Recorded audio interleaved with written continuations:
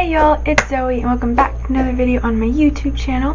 First, I wanted to wish you all a happy November and happy National Adoption Awareness Month. So November is National Adoption Awareness Month, and if you didn't know already, on my channel I like to do special adoption related videos for National Adoption Awareness Month that are posted every Wednesday on my usual posting schedule, and then usually my non-adoption related videos I might post on a Friday if I have any. So I originally had one video that I filmed on Saturday, then I realized I didn't like that and I wanted to scratch it and talk about something else, but then something happened. So instead I'm going to talk about that because it is adoption related. Basically, if you didn't know already by watching this video, I started the search for my birth parents a while ago. Actually no, almost a year ago. And I had an update at the beginning of the summer of a researcher who actually goes to places and does stuff, and I actually filmed this short clip when she was in my province, so I'll play that for you. I was gonna save it for another video, like a more compilation type video if anything happens, but considering the luck over there, I'm just gonna play it now. So here's that clip. Hi everyone. So I was procrastinating on homework, and I was finishing uploading my YouTube video, and I was watching some of my old ones because sometimes I just like to go through the videos I've posted so far, and I came across the one where I talked about the May update from when I did my birth parent search, and then I remembered that I have a small update. I'm not really sure when this clip will go out, but it's currently September, so it's been about, if my math is correct, 4 months since that last update. And at the beginning of September, the person that has all of the information made it to my province. So she had just come from other provinces and now she's in my province, and she has websites and flyers and posters with me and other girls, including my sister, with just information saying that we're looking for birth parents, and has photos and all that stuff. So there were some links, and they're actually kind of cool to look at. I can link them down below when this video goes out, which I'm not sure when. That kind of has our information on it. It's all in Chinese, so if you're interested in understanding it more, you would need to translate it. And yeah, it's just crazy to think that our information is out there now, and I'm not really expecting anything to happen from it, but you never know what could happen. And it's also cool seeing the names of the other girls, because my province has a special naming system, which was everyone gets the same surname of Jin. So almost all the girls' names on their surnames are Jin.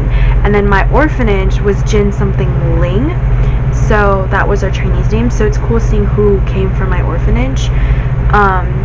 And yeah, so I'm not really sure what's gonna come of this, but I wanted to film this short clip anyways, so that if there is a video at some point, I have this in my memories.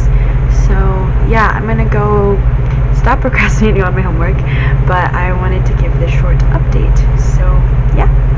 So yeah, that was kind of where I was at in September, and now it's the start of November. And she left my province a while ago, but my mom sent me her report. She made a report of everyone in my province that was included in the search, including my sister, and I read through it, and it just brought up a lot of weird feelings, not I don't really know how to describe the feelings, but I just wanted to talk about what was in the report and how I kind of felt afterwards. So if you watched this video from 2 years ago, it was a summary of my adoption story. And basically, I don't remember if I mentioned this in that video, but I was found on a bridge.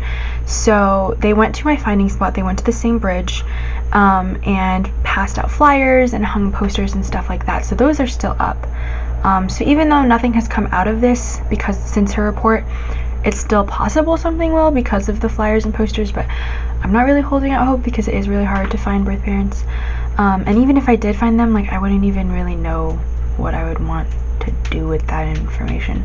But anyways, so the story I've always grown up with is that a man named Yang Yu Chao found me, and there was actually a picture of him from a picture of all the nannies that worked in my orphanage. So we have a picture of what he looks like.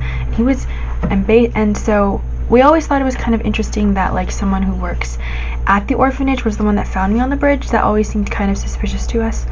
But we didn't really know what to think about it because like that's the only information we have.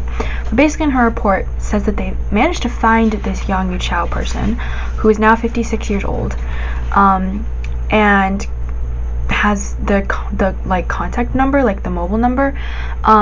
In the report it lists Yang Yu Chao as a she, her, but I also know that people who English maybe isn't their first language might mix those up. So I always learned Yang Yu Chao as being a man. The photo looks like a man. It's possible that now the man's woman, or maybe it was a woman all along, or maybe the pronouns are wrong. I don't really know.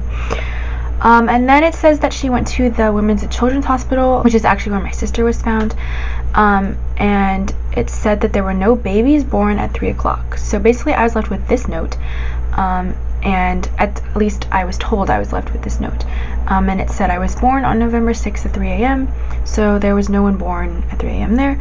And then another hospital, a baby girl was born at 7 a.m. on November 6th, 2000, and at 8 a.m. And then at the People's Hospital, it was 7:52 a.m. and 10:28 p.m. So what my mom thinks is that I was born in the house, because the bridge I was found connects like a rural area to a more like city area. I never thought I was born in a hospital. I was found as a newborn, so I hadn't even been a few days old. So I never really thought I would be born in a hospital, especially if I was an over-quota child because of the one-child policy. So yeah, but that's basically what the report said. So I think the reason why this has been like difficult for me to process, I think, is mainly linking back to some of my abandonment issues, not in like because I'm being left behind, but more so the uncertainty that triggers my abandonment issues. Even though we can assume I was over quota and assume I was born in the house, we don't know for sure. And then I think just like the more I find out things, the like crazier it gets. And it's just like there's only so much crazy you can handle. I think my mom said something like that. And like the note, I've always had the note, but I know that like some of my other friends have notes too. So like what if the note was falsified as well? We don't know for sure, because that's just what the orphanage told my mom. Is like, well, here she was left with this note, but was I really left with the note, or did you like fake write it? And then I think just the fact that my birthday is coming up on Saturday, and the fact that like she went to try to look for like birth records also kind of like hit me, because like I've had people who have talked about like how big birthdays are to them, and how like they're not certain of their birthdays, and so it's just guesses, and it's never really like as certain as like their non-adopted friends who actually have like actual birth records and stuff. I never really thought about that. It's just always been celebrated that day. I knew it's possible, but I never really like connected the dots in that way. So I think for me it's just thinking like, well, it is possible my birthday is wrong, but also like most of the evidence points towards me being born that day, like being born the same day I was found. And then I think just like the time as well, because I'm into astrology stuff, and astrology is based on like day and time you were born, and so it's weird to think that like, well, if I wasn't born at 3 a.m. then like when was I born? And so I think it's mainly just been like the uncertainty of everything. It's been really hard for me. It's always hard for me, just not knowing things, like not knowing medical history, not knowing why people leave me, things I've talked about on this channel before. If you want to look at any of the past Awareness Month videos, I'll link them all down below so you can watch them.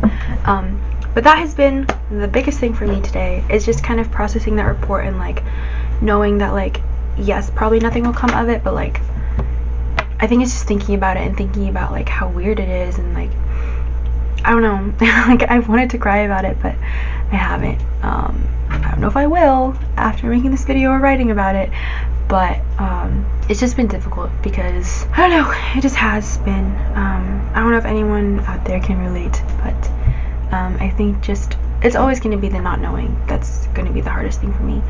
I'm always looking for answers to things, and when I can't find them, just reminds me that my life started out as uncertainty. Uncertainty if I would be kept, uncertainty if I would be a boy, uncertainty of why they gave me up, everything in my life is uncertain. And it's hard, like, that lack of control, I think, is the biggest thing. It's like I have no control over what happened. I have no control over the events. I have no way to know what happened. Sometimes why I can get a little controlling, I think, and I want things done a certain way, is because my entire life has been so crazy and lacking in control that I tend to sometimes like control situations, or want things done a certain way. But that's just something I have to work on. So yeah, I wasn't really sure where this video was going, and I have no idea if this video makes any sense, and I wish I could like sum up my emotions more, but I did the best I could. So I think it's just something I need to sit with more and just think about. And like, I know I'm not really expecting much to happen with this search, but I just thought it was really interesting that like she had made a report, and it came back, and like the fact that she found the person that found me was so crazy, and the fact that they didn't want to speak to her, I also thought was interesting, which like in hindsight makes sense. Like, this is some random person you probably don't know very well, even though they say they're looking for information about my like orphanage given name. You still don't really know the person, so like it makes sense that the person didn't want to talk to Tiffany. But like the fact that like she actually found the person that found me is just like so crazy to me. I don't really know what to think about it. And then the whole like birth situation also kind of just made me think about a lot of things. So yeah, like I said, I wasn't really sure where this video was going. I hope you enjoyed listening to it at least. Maybe learned something from it. But yes, it is National Adoption Awareness Month, so I should have some more like some more videos coming out. Most of them are gonna be more so me just talking about my experiences like usual. So yeah, I hope you enjoyed this video, and I hope you all have a great November. And I will see you all in the next video, and happy Adoption Awareness Month. Bye!